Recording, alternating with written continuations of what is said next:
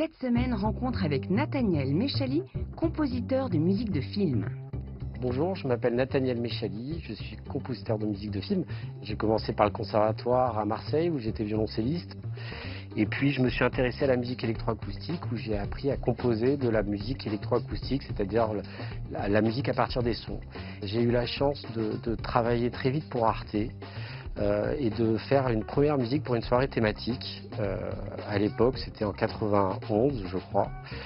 Et j'ai eu une relation avec un réalisateur qui faisait de l'habillage télé qui était formidable, qui s'appelait François Vautier. Et on nous a tout de suite demandé derrière de faire Soir 3, c'est-à-dire la musique du jingle pour le journal télévisé de France 3. Je l'ai fait avec beaucoup de liberté parce que j'étais très jeune et je ne connaissais pas les codes en fait, et je les ai fait avec ma façon de faire, c'est-à-dire avec des sons, avec des matières, avec une phrase de violoncelle, sans référence en fait au générique télé. Et de fil en aiguille, il s'est trouvé que Jean-Marie Cavada a beaucoup apprécié ce travail et m'a demandé d'écrire chaque semaine une musique sur le thème de l'émission de la Marche du siècle. Et par la suite, j'ai travaillé sur des identités sonores de chaînes, comme Paris Première, Ciné Cinéma, des génériques pour Canal+. Et là, j'y ai trouvé mon propre langage. C'est-à-dire que j'ai eu envie de faire de la musique à l'image. Alors ça ne veut pas dire que j'avais envie de faire de la musique pour le cinéma ou pour la télé. J'avais envie d'être dans un univers créatif autour de l'image. À cette époque, j'ai eu beaucoup de chance, et notamment de rencontrer un compositeur qui s'appelait Gabriel Yared, qui a eu un Oscar pour Le Patient anglais et tout ça, et puis je suis devenu son assistant.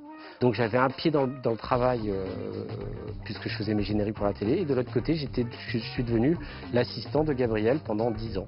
Et par chance, cet ami avec qui j'avais commencé à faire Soir 3 et le premier habillage pour les soirées théma, qui s'appelle Raphaël Nadjari, m'a demandé pour un film de prendre mon violoncelle et de venir le retrouver à New York pour faire la musique d'un film qui s'appelle Avanim, Les Pierres, et on s'est régalé.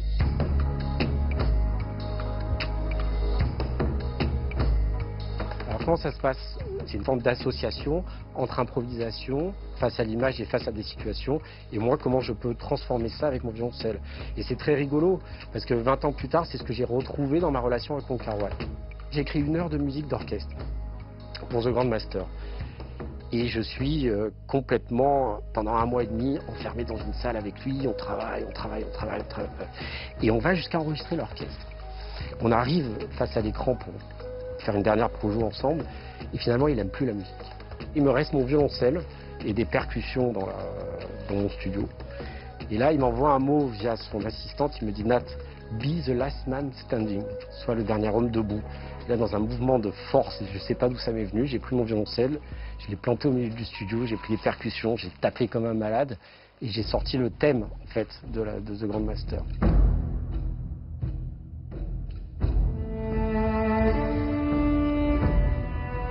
Ce que j'ai compris a posteriori dans cette histoire, c'est que comme un Raphaël, finalement, comme un Raphaël Nadjari, Carway, pour lui, le violoncelle, c'était son langage, c'est lui qui parle.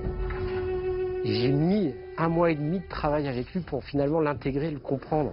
Et c'est ça qui est formidable, c'est finalement, lui, sans peur, il m'a emmené à mes propres limites, mais il m'a ramené à mes débuts. L'essentiel, c'était l'interprétation, c'était le geste, c'était l'intention. Voilà. En ce moment, je travaille sur un film chinois qui s'appelle The Hunting avec Tony Leung Shumai, donc l'acteur fétiche de Wong Kar-wai.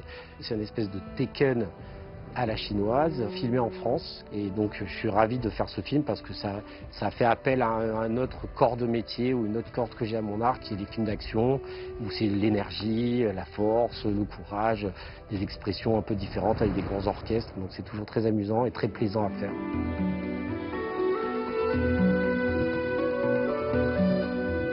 Qu'est-ce que c'est qu'une musique réussie dans un film?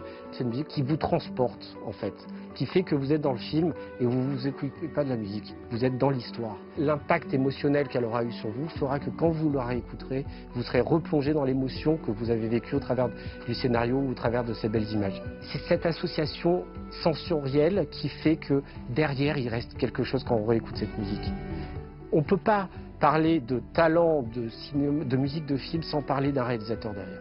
Voilà, je dirais que comme il y a un grand homme, il y a toujours une grande femme derrière, et bien un grand compositeur, il y a toujours un grand réalisateur derrière.